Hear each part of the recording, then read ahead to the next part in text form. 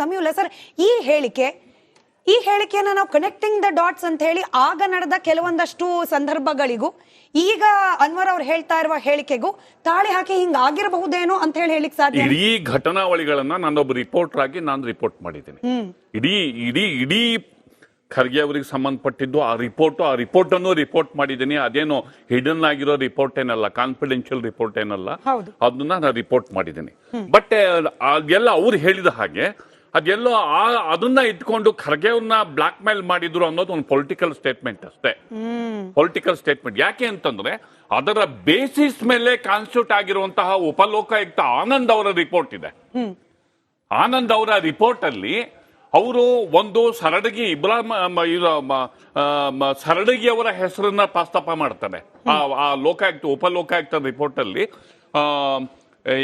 Asia mall construction ವಕ್ಫ್ ಭೂಮಿನಲ್ಲಿ Asian mall construction ಮಾಡಿರುವಂತಹ ಪ್ರಕರಣದಲ್ಲಿ ವಕ್ಫ್ ಸಂಬಂಧಪಟ್ಟಂತಹ ಭೂಮಿ ಅದು, ಅಲ್ಲಿ ಮಾಲ್ ಆಫ್ ಏಷ್ಯಾ ಕನ್ಸ್ಟ್ರಕ್ಟ್ ಮಾಡ್ತಾರೆ.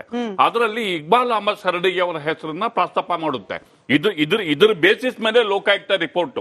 ಈ ರಿಪೋರ್ಟ್ ಅನ್ನ ಲೋಕಾಯುಕ್ತಕ್ಕೆ ಕೊಟ್ಟು ಲೋಕಾಯುಕ್ತರು ನೀವು ಇನ್ವೆಸ್ಟಿಗೇಷನ್ ಮಾಡಿ ಇದ್ರ ಮೇಲೆ ರಿಪೋರ್ಟ್ ಕೊಡಿ ಅಂತ ಸರ್ಕಾರ ಕೇಳುತ್ತೆ, ಬಿಜೆಪಿ ಸರ್ಕಾರ ಕೇಳುತ್ತೆ. ಅದರ ಬೇಸಿಸ್ ಮೇಲೆ ಉಪಲೋಕಾಯುಕ್ತ ಆನಂದ್ ಅವರು ರಿಪೋರ್ಟ್ ಅನ್ನ ಸರ್ಕಾರಕ್ಕೆ ಕೊಡ್ತಾರೆ. ಅದರಲ್ಲಿ ಸರಡಗಿ ಅವರ ಹೆಸರು ಬರುತ್ತೆ. ಮತ್ತು ಒಂದು ಸಂಘಟನೆಗೆ ಸಂಬಂಧಪಟ್ಟಂತೆ ಮೈಸೂರಲ್ಲಿ ಲ್ಯಾಂಡ್ ಈದ್ಗಾ ವ್ಯಾಪ್ತಿಯಲ್ಲಿದ್ದಂತಹ ವಕ್ಫ್ ಬೋರ್ಡ್ ಲ್ಯಾಂಡ್ ಅನ್ನ ವ್ಯಕ್ತಿಯೊಬ್ರು ಕೆನರಾ ಬ್ಯಾಂಕ್ ಅಲ್ಲಿ ಅಡ ಇಟ್ಟು 10 ಕೋಟಿ ತಗೋತಾರೆ ಈದ್ಗಾ ಲ್ಯಾಂಡ್. ಅದನ್ನ ಲೋಕಾಯುಕ್ತ ಫೈಂಡ್ ಮಾಡುತ್ತೆ. ಅದರಲ್ಲಿ ತನ್ವೀರ್ ಸೇಠ್ ಅವರ ಹೆಸರೇನೋ ಒಂದ್ ಕಡೆ ಎಲ್ಲ ಬರುತ್ತೆ. ಮತ್ತೆ ಆಮೇಲೆ ದಿವಂಗತ ಕಮಲುಲ್ ಇಸ್ಲಾಂ ಅವರ ಹೆಸರು ಕೂಡ ಒಂದ್ ಕಡೆ ಪ್ರಸ್ತಾಪ ಮಾಡ್ತಾರೆ. ಇದನ್ನ ಬಿಟ್ಟರೆ ಇಡೀ ರಿಪೋರ್ಟ್ ಅನ್ನ ನ್ಯಾಯಮೂರ್ತಿ ಆನಂದ್ ಅವರು ಪರಿಶೀಲನೆ ಮಾಡಿ ಅಲ್ಲೆಲ್ಲೂ ಖರ್ಗೆ ಅವರ ಹೆಸರು ಬರಲ್ಲ. ಬಟ್ ಇವತ್ತು ಸಾಮಾಜಿಕ ಜಾಲತಾಣದಲ್ಲಿ ಅನ್ವರ್ ಮಾಣಿಪಾಡಿ ಅವರೇ ಕೊಟ್ಟಿರುವಂತಹ ಲಿಂಕ್ ನಲ್ಲಿ ನೋಡಿ ಸಿಎಂ ಇಬ್ರಾಹಿಂ ಅವರ ಹೆಸರು ರಿಪೋರ್ಟ್ ಅಲ್ಲಿ ಇದೆ. ಆರೋಪ ಮಾಡ್ತಿರೋದು ಕೂಡ ಅನ್ವರ್ ಮಾಣಿಪಾಡಿ ಅವರಾಗಿರೋದ್ರಿಂದ ನನ್ನ ಗಮನಕ್ಕೆ ಬಂದಿದೆ. ನನಗೆ ಮಲ್ಲಿಕಾರ್ಜುನ್ ಖರ್ಗೆ ಅವರ ಆ ಬೈಟ್ ನ ಮುಂದುವರೆದ ಭಾಗವಾಗಿ ಅವ್ರು ಮಾತನಾಡ್ತಾರೆ ಇಂಟರ್ವ್ಯೂ ನಲ್ಲಿ. ನನಗೆ ಈ ಬ್ರೇಕ್ಫಾಸ್ಟ್ ಮೀಟಿಂಗ್ ಬಗ್ಗೆ ಅವ್ರು ಏನ್ ಪ್ರಸ್ತಾಪ ಮಾಡ್ತಾರೆ ಸಿದ್ದರಾಮಯ್ಯ ಹಾಗೆ ಮಲ್ಲಿಕಾರ್ಜುನ್ ಖರ್ಗೆ ನಡುವಿನಿದ್ದು, ಅದಾದ ನಂತರದಲ್ಲಿ ಅನೇಕರು ಖರ್ಗೆ ಅವರ ಆಪ್ತರು ನನಗೆ ಕಾಲ್ ಮಾಡಿ ಹೇಳಿದ್ರು ನಿನ್ನ ವರದಿಯನ್ನು ಇಟ್ಕೊಂಡು ಸಿದ್ದರಾಮಯ್ಯನವರು ಬ್ಲಾಕ್ ಮೇಲ್ ಮಾಡಿದ್ದಾರೆ ಅಂತ ಹೇಳಿ. ಈ ರೀತಿ ಹೇಳಿಕೆ ಯಾಕೆ ಮಾಡ್ತಿರ್ಬೋದು ಹಾಗಾದ್ರೆ? ಹೌದು, ಒಂದು ಪೊಲಿಟಿಕಲ್ ಸ್ಟೇಟ್ಮೆಂಟ್. ಅವ್ರೀಗ ಬಿಜೆಪಿಯವರು, ಸೊ ಬಿಜೆಪಿಯವರು ಅನ್ನೋ ಕಾರಣಕ್ಕೆ ಒಂದು ಪೊಲಿಟಿಕಲ್ ಸ್ಟೇಟ್ಮೆಂಟ್ ಅನ್ನ ಮಾಡ್ತಿದ್ದಾರೆ. ಬಟ್ ನಾವು ರಿಪೋರ್ಟ್ ಮಾಡಿದಂತಹ ಸಂದರ್ಭದಲ್ಲಿ ಯಾವತ್ತೂ ವಕ್ಫ್ ಬೋರ್ಡ್ ರಿಪೋರ್ಟ್ ಅನ್ನು ಆಧರಿಸಿ ಮುಖ್ಯಮಂತ್ರಿ ಗದ್ದಿಗೆ ಅವ್ರ ಕೈ ತಪ್ತು ಅನ್ನೋದಿದೆಯಲ್ಲ, ಸಂಪೂರ್ಣ ನಾನೊಬ್ಬ ಜರ್ನಲಿಸ್ಟ್ ಆಗಿ ಅಂತಹದ್ದು ಯಾವುದೂ ರಿಪೋರ್ಟ್ ಮಾಡಿಲ್ಲ. ಅದು ಸತ್ಯ ದೂರ. ಮತ್ತು ಆಗಿನ ಸಂದರ್ಭದಲ್ಲಿ ಆ ವಿಚಾರವೇ ಪ್ರಸ್ತಾಪಕ್ಕೆ ಬಂದಿದೆ. ಅಲ್ಲಿಗೆ ಬಿಜೆಪಿ ಅವರು ಹೇಳಿಸ್ತಿದ್ದಾರೆ ಅನ್ನೋ ನಟರಾಜ್ ಗೌಡ್ರು ಅನುಮಾನಕ್ಕೆ ಮತ್ತಷ್ಟು ಪುಷ್ಟಿ ಸಿಕ್ತು ಅಲ್ವಾ ಚಂದ್ರಶೇಖರ್ ಅವರೇ? ಬಿಜೆಪಿ ಅವರು ಒಬ್ಬ ಬಿಜೆಪಿಗನ ಕೈಯಲ್ಲಿ ಈ ರೀತಿಯಾಗಿ ಹೇಳಿಸ್ತಿದ್ದಾರೆ. ಯಾವಾಗ ತಮ್ಮ ಮನೆ ಬಾಗ್ಲಿಗೆ ಬಂದು ಚೆಂಡು ಬಿತ್ತೋ, ಅಪಾಯದ ಚೆಂಡು, ಇದು ಆಟ ಆಡೋ ಚೆಂಡಲ್ಲ, ಅಪಾಯದ ಚೆಂಡು, ಹಾಗಾಗಿ ಹೇಳಿಸ್ತಿದ್ದಾರೆ ಅನ್ವರ್ ಅವ್ರ ಕೈಲಿ ಈ ತರದ ಮಾತು ಅಂತ. ಅಲ್ಲ, ನನ್ನ ಕಾಂಗ್ರೆಸ್ನ ಸ್ನೇಹಿತರು ಹೇಳ್ತಾ ಇದ್ರು ಅದನ್ನ ಎಲ್ಲ ಜನ ಮತ್ತೆ ಮಲ್ಲಿಕಾರ್ಜುನ್ ಖರ್ಗೆ ಅಬ್ಸರ್ವ್ ಮಾಡಬೇಕು. ಯಾವತ್ತೂ ಮಲ್ಲಿಕಾರ್ಜುನ್ ಖರ್ಗೆ ಅವ್ರನ್ನ ಸಿಎಂ ಮೀಟರ್ ಅಂತ ನಾವು ಕನ್ಸಿಡರೇ ಮಾಡಿಲ್ಲ ಅಂತೇಳಿ.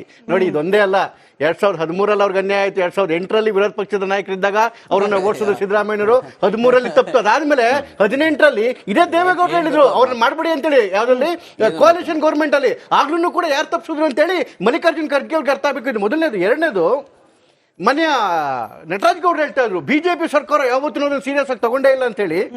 2012 ಅದನ್ನ ಯಾವುದು ವರದಿ ಬರುತ್ತೆ, ಮಣಪಾಡಿ ಅವರ ವರದಿ ಬಂದು ಇಮ್ಮಿಡಿಯೇಟ್ ಆಗೇನೆ ಅದನ್ನ ಸಾಲಿಸಿಟರ್ ಅಡ್ವೊಕೇಟ್ ಜನರಲ್ಗೆ ರೆಫರ್ ಮಾಡ್ತಾರೆ ಜಗದೀಶ್ ಶೆಟ್ಟರು. ಅಡ್ವೊಕೇಟ್ ಜನರಲ್ ರಿಪೋರ್ಟ್ ಕೊಡ್ತಾರೆ, ಏನಂತ ವಕ್ಫ್ ಬೋರ್ಡ್ ನೀವು ಕ್ಯಾನ್ಸಲ್ ಮಾಡಬೇಡಿ ಅಂತೇಳಿ. ಅದನ್ನ ಸಮಿತಿ ಏನು ಸಚಿವ ಸಂಪುಟದ ಒಳಗಡೆ ಸಚಿವ ಸಂಪುಟ ಸ್ವೀಕರಿಸುತ್ತೆ. ಅಷ್ಟೊಂದು ಎಲೆಕ್ಷನ್ ಬರುತ್ತೆ. ಅದಾದ್ಮೇಲೆ ನೋಡಿ, ಅದೇ ಸಂದರ್ಭದಲ್ಲಿ ಇದೇನು ವರದಿಗೆ ಇದಕ್ಕೊಂದು ಮಾನ್ಯತೆ ಕೊಡೋದಕ್ಕೋಸ್ಕರ ಯಾಕೆ ಲೋಕಾಯುಕ್ತರು ಕೊಡ್ತಾರೆ ಅಂದ್ರೆ, ಅವತ್ತು ಲೋಕಾಯುಕ್ತರು ಅಲ್ಲ, ಲೋಕಾಯುಕ್ತರು ಕೊಟ್ಟಾಗ ಅದರ ವರದಿ ಬರುತ್ತೆ. 2016 ಸತ್ಯಸಂಧರು ಸಿದ್ದರಾಮಯ್ಯನವರು ಮುಖ್ಯಮಂತ್ರಿಗಳು. ಏನಿದು ಸರ್ಕಾರಿ ಆದೇಶ, ಇದು ಸರ್ಕಾರಿ ಆದೇಶ ಏನ್ ಹೇಳುತ್ತೆ? ಸರ್ಕಾರಿ ಆದೇಶ ಇದು. 3/3/2016 ರಾಜ್ಯದ ಸಚಿವ ಸಂಪುಟದಲ್ಲಿ ಅನ್ವರ್ ಮಾರಾಪಾಡಿ ವರದಿನಲ್ಲಿನ ಶಿಫಾರಸುಗಳನ್ನು ಮಂಡಿಸಲಾಗಿದ್ದು, ಮಾನ್ಯ ಸಚಿವ ಸಂಪುಟವು ದಿನಾಂಕ 3/3/2016 ಈ ವರದಿಯಲ್ಲಿನ ಶಿಫಾರಸುಗಳನ್ನು ಸಂಪೂರ್ಣವಾಗಿ ತಿರಸ್ಕರಿಸಿದೆ. ಹಾಗೂ ಈ ಹಿಂದೆ ದಿನಾಂಕ 28/3/2016 ಗೌರವಾನ್ವಿತ ಉಪಲೋಕಾಯುಕ್ತರಿಗೆ ತನಿಖೆಯನ್ನು ಕೈಬಿಡುವಂತೆ ಸರ್ಕಾರ ಆದೇಶವನ್ನು ಹೊರಡಿಸಲಾಗಿದೆ. ಅದೇ ದಿನ ಗೌರವ ಉಪಲೋಕಾಯುಕ್ತರು ತನಿಖೆಯ ವರದಿಯನ್ನು ಸಲ್ಲಿಸುತ್ತಾರೆ, ಆದ್ದರಿಂದ ಸ್ವೀಕರಿಸಲಾಗುವುದಿಲ್ಲ. ಇದು ಸರ್ಕಾರ ಮಾಡಿರ್ತಕ್ಕಂಥ ವರದಿಯನ್ನ ಯಾಕೆ ಅವ್ರಿಗೆ ಭಯ ಆಯ್ತು? ಇದಾದ್ಮೇಲೆ ಮತ್ತೆ ರೀಸನ್ ಪ್ರಿಯಾಂಕ್ ಖರ್ಗೆ ಅವರು ಹೇಳಿದ್ದಾರೆ, ನಾನು ಆಮೇಲೆ ತೋರಿಸ್ತೀನಿ ಅದನ್ನು ಕೂಡ. ಅದಾದ್ಮೇಲೆ ಏನಾಗುತ್ತೆ ಗೊತ್ತಾ, ಹೈಕೋರ್ಟ್ ಆದೇಶದ ಮೇಲೆ ಕಡೆಗೆ ಇವರು ಸರ್ಕಾರ ಹೋದಾಗ ಸುಪ್ರೀಂ ಕೋರ್ಟ್ ಆದೇಶ ಮಾಡುತ್ತೆ. ಎಷ್ಟನೇ ತಾರೀಕು?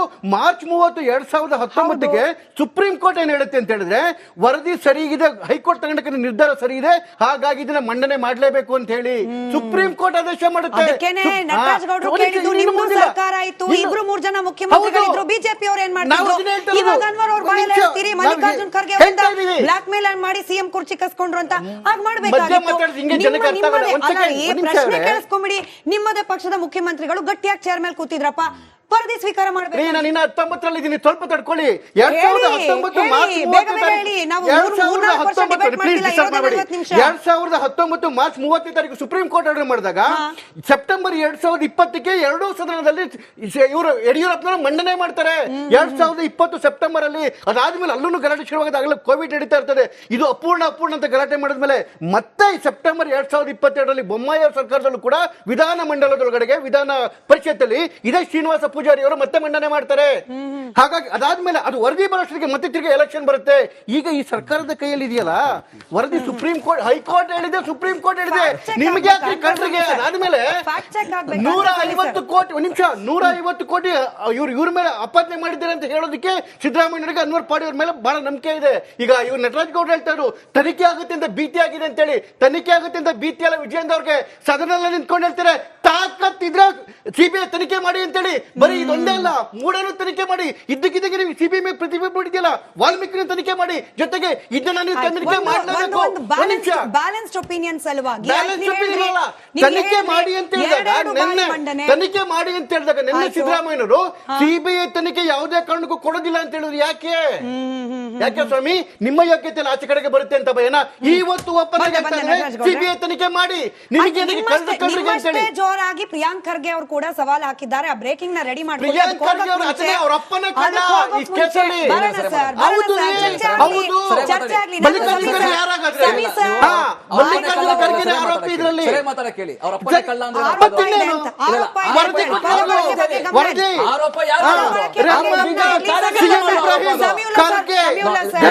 ಬಿಜೆಪಿ ತನಗೆ ಬಂದೆ ಸರ್, ಬಿಜೆಪಿ ತನಗೆ ಅವಕಾಶವಿದ್ದ ಸಂದರ್ಭದಲ್ಲಿ ಈ ವರದಿ ಬಗ್ಗೆ ಎಷ್ಟು ಗಂಭೀರವಾಗಿತ್ತು ಮಾಡಲಿಲ್ಲ,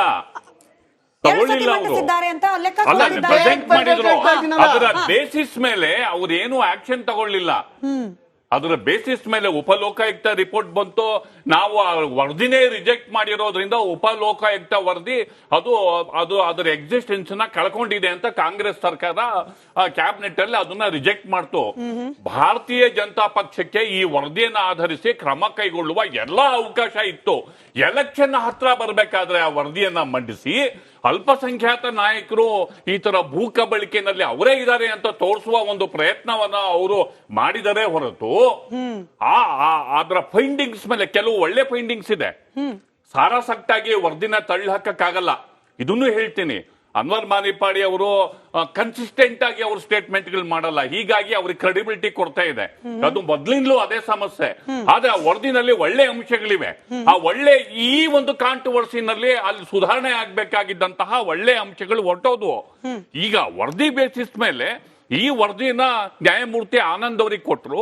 ಅವರು ಫೈಂಡಿಂಗ್ಸ್ ಮಾಡಿರೋ ಆ ವರದಿಯನ್ನ ನೋಡಿ ಯಾವ ಸ್ಟೇಟ್ಮೆಂಟ್ಗೆ ಯಾವ ಎವಿಡೆನ್ಸ್ ಇದೆ, ಅವ್ರು ಕೊಟ್ಟಿರೋ ರೆಕಮೆಂಡೇಶನ್ಗೆ ಸಬ್ಸ್ಟಾನ್ಶಿಯೇಟ್ ಮಾಡುವಂತಹ ಎವಿಡೆನ್ಸ್ ಅನ್ನ ಕಮಿಷನ್ ರಿಪೋರ್ಟ್ ಅಲ್ಲಿ ಕೊಟ್ಟಿದಾರ ಅನ್ನೋದೆಲ್ಲ ಸೇರಿಸಿ ಅವರ ಫೈನಲ್ ರಿಪೋರ್ಟ್ ಅಲ್ಲಿ, ಅವರ ಫೈಂಡಿಂಗ್ಸ್ ಅಲ್ಲಿ ಅಲ್ಲಿ ಮಲ್ಲಿಕಾರ್ಜುನ್ ಖರ್ಗೆ ಅವರ ಹೆಸರು ಇಲ್ಲ.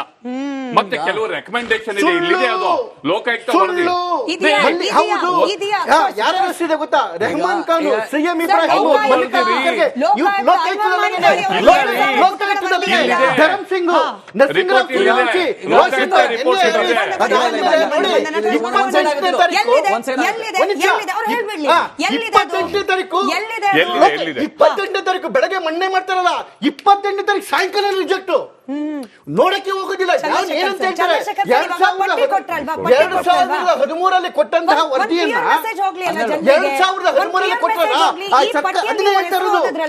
ಲೋಕಾಯುಕ್ತ ರಿಪೋರ್ಟ್ ಅಲ್ಲಿ ಇರೋದ ಅಥವಾ ಮಾಣಿಪಾಡಿ ಅವ್ರ ರಿಪೋರ್ಟ್ ಅಲ್ಲಿ ಇರೋದ? ಲೋಕಾಯುಕ್ತ ರಿಪೋರ್ಟ್ ಅಲ್ಲಿ ಇರೋದಲ್ಲ, ಲೋಕಾಯುಕ್ತ ರಿಪೋರ್ಟ್ ಅಲ್ಲಿ ಏನು ಆದೇಶ ಕೊಟ್ಟಿದ್ದಲ್ಲ ಹಿಂದಿನ ಸರ್ಕಾರ ತನಿಖೆ ಮಾಡಿ ಅಂತೇಳಿ, ಆ ಆದೇಶನೇ ರಿವರ್ಸ್. ಅದಲ್ಲ, ಅವ್ರ ಪ್ರಶ್ನೆ ಬೇರೆ ಕೇಳ್ತಾರೆ. ನಾನ್ 3/3/2013 ಲೋಕಾಯುಕ್ತ ನ್ಯಾಯಮೂರ್ತಿ ಆನಂದ್ ಅವರು ಕೊಟ್ಟಂತಹ ಆ ರಿಪೋರ್ಟ್ ನಲ್ಲಿ ನೀವ್ ಹೇಳಿದ ಹೆಸರು ಪ್ರಮುಖವಾಗಿ ಮಲ್ಲಿಕಾರ್ಜುನ್ ಖರ್ಗೆ ಅವರ ಆಚೆಗೆ ಹೆಸರು ಬರ್ಲಿಲ್ಲ. ಇದೆಯಾ? ಯಾಕೆ ಆಚೆ ಬರ್ಲಿಲ್ಲ ಅಂತ ಹೇಳಿದ್ನಲ್ಲ, ಅದನ್ನೇ 28ನೇ ತಾರೀಕು ಬೆಳಗ್ಗೆ 11 ಗಂಟೆಗೆ ಲೋಕಾಯುಕ್ತ ರಿಪೋರ್ಟ್ ಕೊಡ್ತಾರೆ, ಸಂಜೆ ರಿಜೆಕ್ಟ್.